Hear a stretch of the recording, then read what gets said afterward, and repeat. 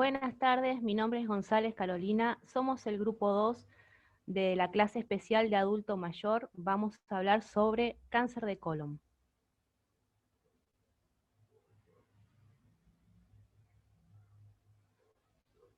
El cáncer de colon es un tipo de cáncer que comienza en el intestino grueso, colon, y el colon también es la parte final del tubo digestivo.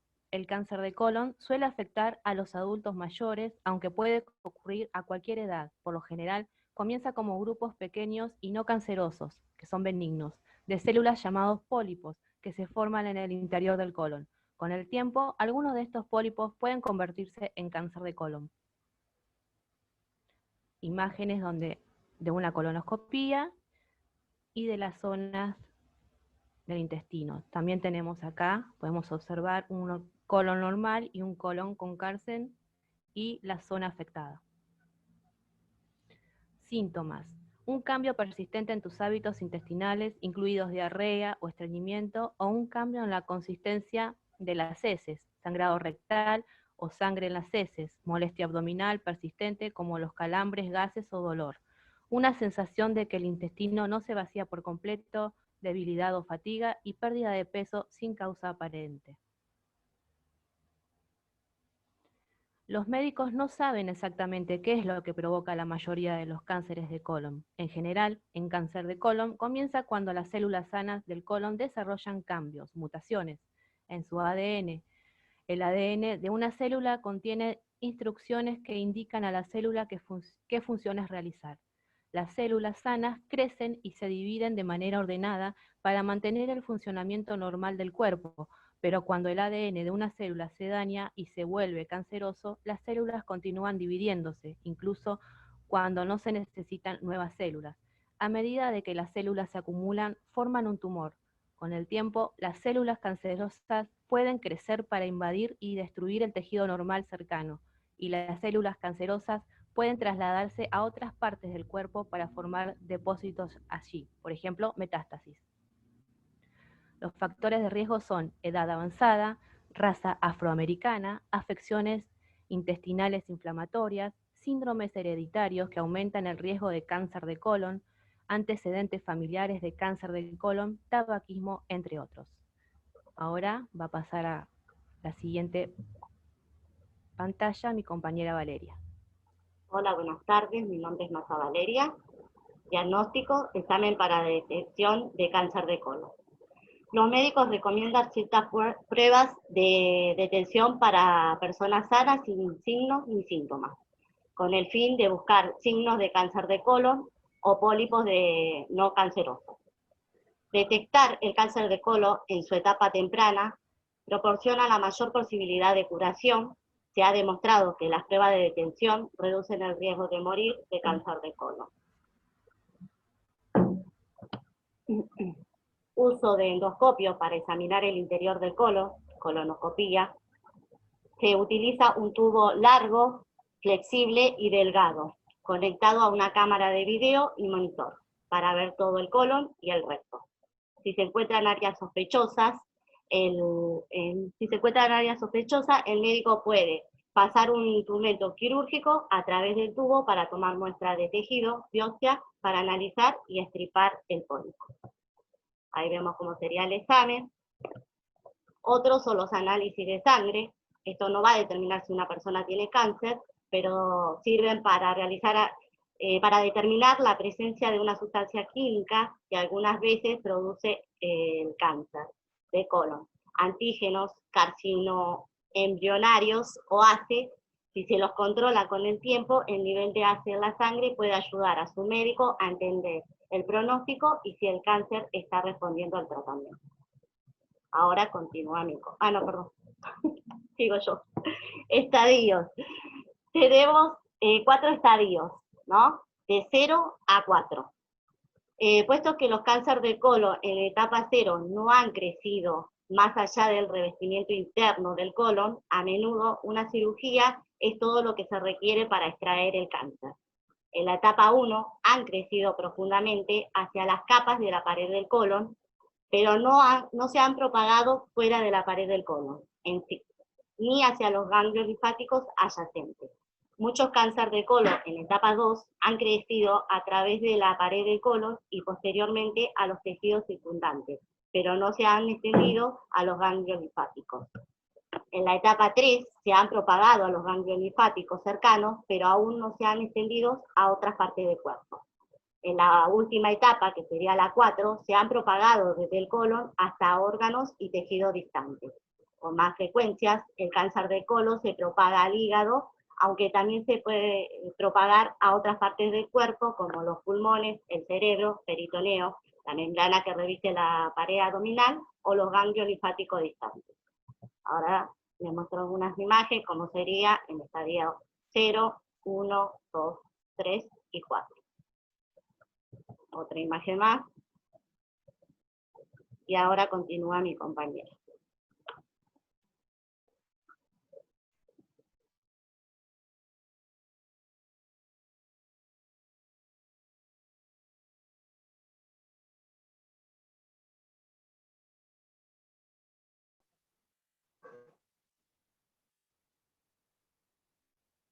Mi nombre es Rodríguez Claudia y yo voy a seguir hablando sobre los tratamientos.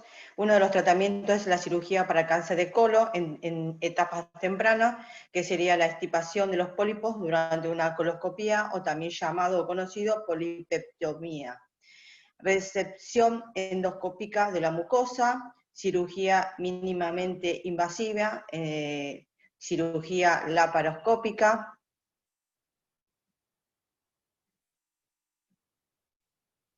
También tenemos la cirugía para el cáncer de colon más avanzado, que sería la colostomía parcial, cirugía para crear una vía para eliminar los desechos del cuerpo y extirpación de los ganglios linfáticos. Ahí tenemos una imagen, la porción que se hace la cirugía. Después, otro tipo de tratamiento también conocido sería la quimioterapia. La quimioterapia utiliza medicamentos para destruir las células cancerógenas.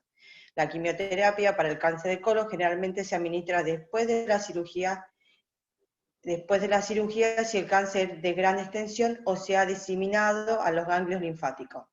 De esta manera, la quimioterapia puede matar cualquier células cancerógenas que aparezca en el cuerpo, ayudando a reducir el riesgo de recurreción del cáncer. También tenemos la radioterapia, que la radioterapia utiliza fuentes de energía poderosas como rayos X, protones, para destruir las células cancerógenas. Se puede utilizar para reducir el tamaño de un cáncer grande ante una operación, de modo que se puede extirpar más fácilmente.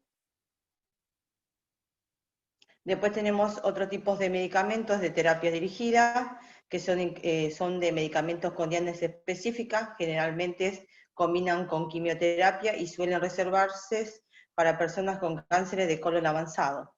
Después tenemos las inmunoterapias, que es un tratamiento farmacológico, que es para combatir también el cáncer. Y después tenemos lo que son los cuidados paliativos, que son los cuidados que es un tratamiento de atención médica especializada y se concentra en brindar alivio y el dolor y de otros síntomas. A continuación continúa mi compañera. Buenas tardes, yo soy Tolosa Agustina y voy a hacer la presentación del paciente. Este es un paciente masculino de 67 años de edad que ingresa a la guardia con dolor abdominal tipo cólico. Refiere tener estreñimiento por más de 2 semanas. También que estuvo en contacto estrecho con un positivo de COVID-19. Se encuentra consciente, orientado en tiempo y espacio, y se le hace el control de signos vitales con una tensión arterial de 120/80, una frecuencia cardíaca de 77 por minuto, una frecuencia respiratoria de 20 por minuto y una temperatura de 36,5 grados. Se realiza la exploración física, se encuentra el abdomen distendido, blando, depresible, doloroso a la palpación profunda, peristalsis aumentada, sin datos de irritación peritoneal, resto de exploración sin alteraciones. Por indicación médica queda internado y se pide análisis de sangre, ecografía abdominal y se realiza el hisopado nasal para confirmar si es o no positivo de COVID. Estuvo en observación por 14 días, donde se le realizaron distintos exámenes y procedimientos invasivos para realizarle la intervención. El hisopado da como resultado positivo asintomático. El día lunes 22 de octubre, el médico indica e informa al paciente y familiar que el día siguiente, martes 23 de octubre, se le realizará una colostomía parcial. En la historia clínica tiene la fecha de la consulta, el 9 de octubre del 2018, género masculino de 67 años de edad, con una talla de 1,70, peso de 65 kilos, ocupación jubilado, antecedentes familiares, tiene padres fallecidos sin antecedentes, madre viva sin antecedentes de importancia y antecedentes personales. Ahora va a seguir mi compañera. Buenas tardes, mi nombre es Sánchez Damaris y voy a estar hablando del preoperatorio, y los aspectos a tener en cuenta son los administrativos, examen físico, educación preoperatoria, atención de enfermería y la contención psicológica. El objetivo de todo esto es preparar al paciente para afrontar la cirugía y evitar complicaciones de la intra y postoperatoria. El preoperatorio inmediato, vamos a tener en la información la que se le brinda al paciente o al familiar sobre la intervención quirúrgica a realizar. Se prepara toda la documentación que se requiere y según la institución. Vamos a tener también las donaciones de sangre requeridas y el consentimiento. Estudios preoperatorios, laboratorio, orina, radiografía, son más específicos como tomografías, etc. Valoración, control de signos vitales, orientación de la persona, talla, peso, factores de riesgo.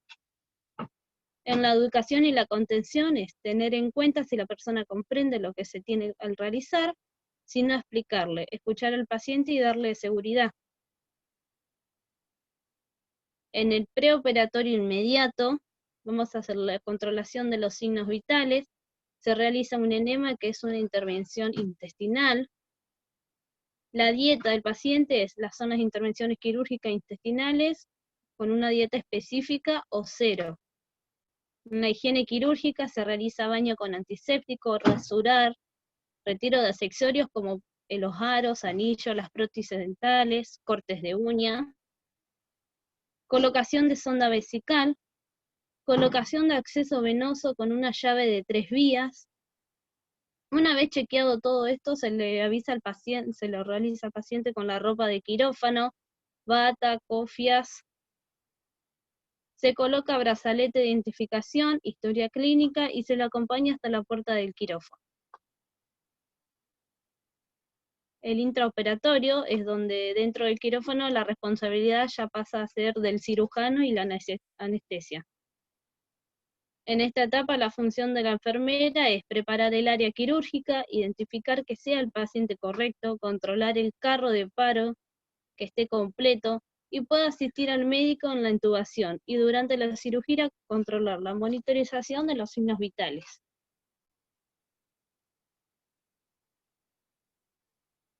En el posoperatorio, esta etapa transcurre desde el final de la intervención hasta la incorporación del paciente.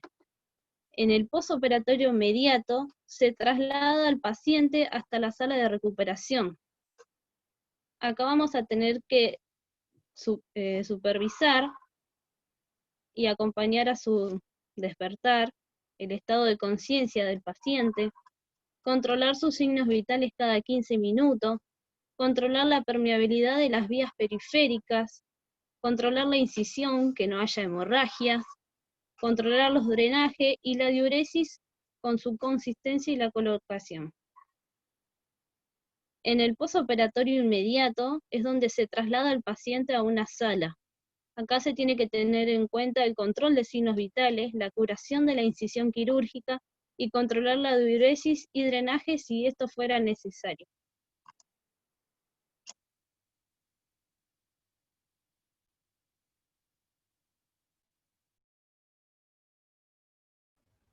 Bueno, acá vamos a hablar sobre los protocolos de las cirugías intestinales.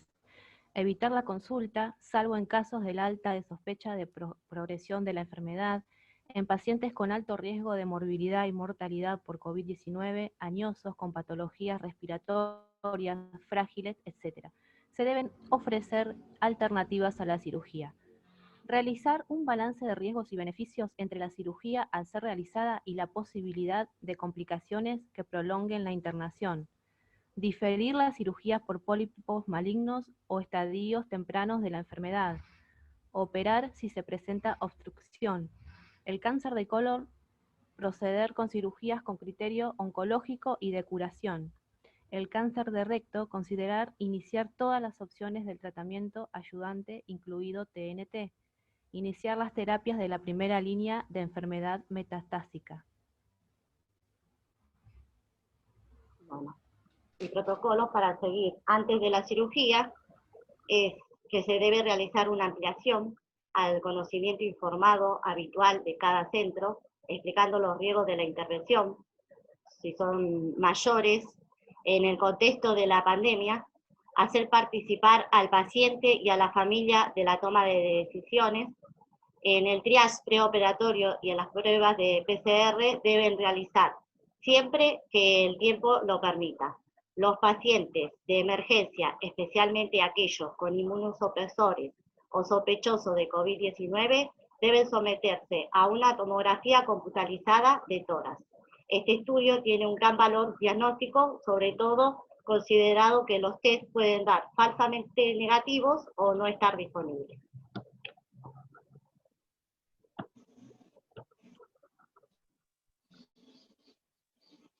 En el caso que tengamos una cirugía de urgencia, todos los pacientes que requieran de una intervención quirúrgica de urgencia deberían ser tratados como COVID positivo, hasta que se demuestre lo contrario. Es apropiado realizar un hisopado nasal para realizar un PCR cuando el paciente es ingresado, pero la espera del resultado no debería diferir en el tratamiento quirúrgico definitivo. La laparoscopia debería utilizarse únicamente si el equipamiento adecuado está disponible. Trocars con sistema de obstrucción conectado a aspiración con presión negativa y con un sellado bajo agua. La incisión a través de la cual se introducen la misma debería ser pequeña para evitar la fuga de aire. Cuando existen perforaciones de víscera hueca, se recomienda el abordaje por vía convencional.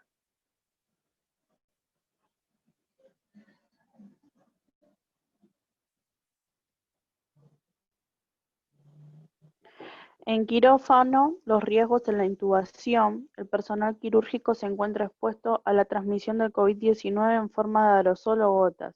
Este riesgo aumenta con procedimientos como la intubación endotraqueal, traqueotomías, endoscopías gastrointestinales durante la evacuación de neumoperitoneo y en la aspiración de fluidos corporales mediante la laparoscopía. Los profesionales que no son necesarios durante la intubación deben permanecer fuera del quirófano hasta que se realicen los protocolos de intubación y anestesia necesarios. Se recomienda la utilización de quirófanos con presión negativa.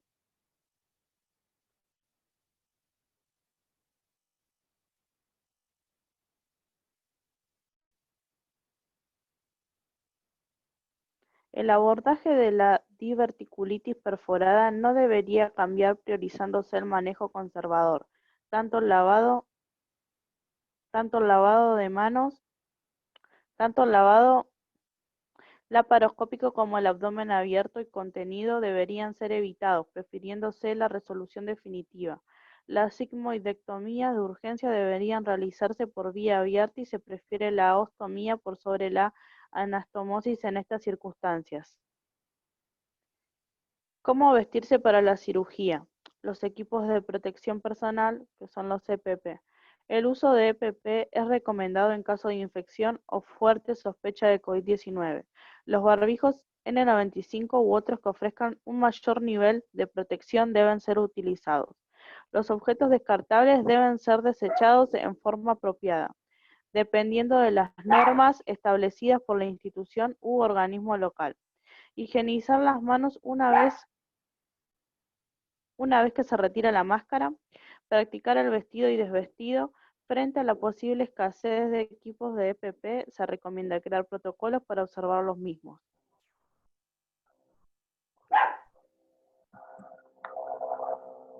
Bueno, otras recomendaciones son el número mínimo necesario de personal en el quirófano, minimizar el uso electrocauterio si se utiliza para aspiraciones continuas de humo, generando el mismo, y evitar sellados vasculares avanzados. Considerar evitar la laparoscopía.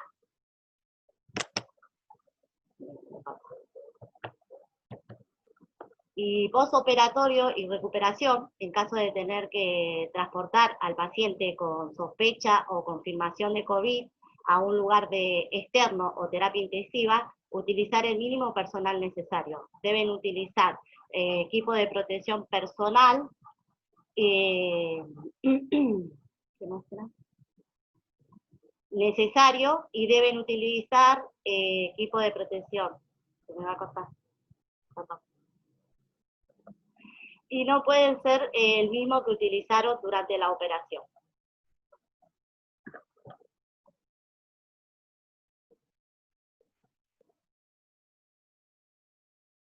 Bueno,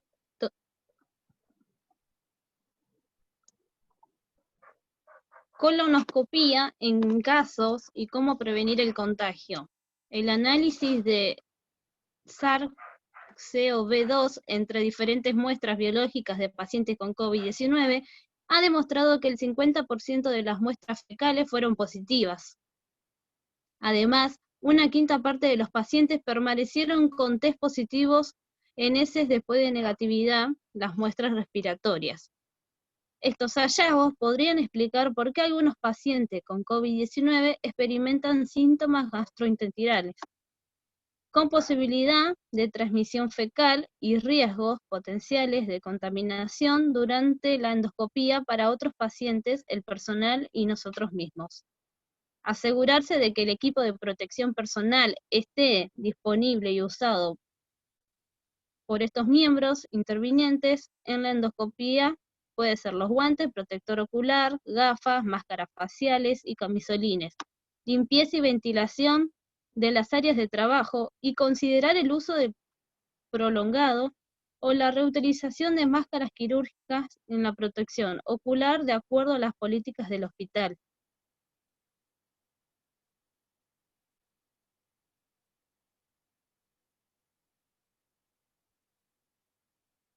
Los centros deben asignar estratégicamente el personal disponible y solo deben estar presentes al momento del estudio aquellos profesionales capacitados para la evaluación. Las nuevas estrategias propuestas por diferentes sociedades científicas determinan de que la realización de los estudios por pesquisa de cáncer de colorectal deben suspenderse. Todo procedimiento endoscópico debe ser sometido a estratificación presencial del riesgo, como fiebre, contacto directo o síntomas de COVID-19 y PCR. Todos los pacientes deben ser considerados de riesgo, debiéndose tomar las precauciones al realizar los procedimientos en las salas de endoscopía por presión negativa. De no ser posible, se recomienda una sala convencional y ventilación de 1 a 3 horas y la utilización de un filtro tipo EPA.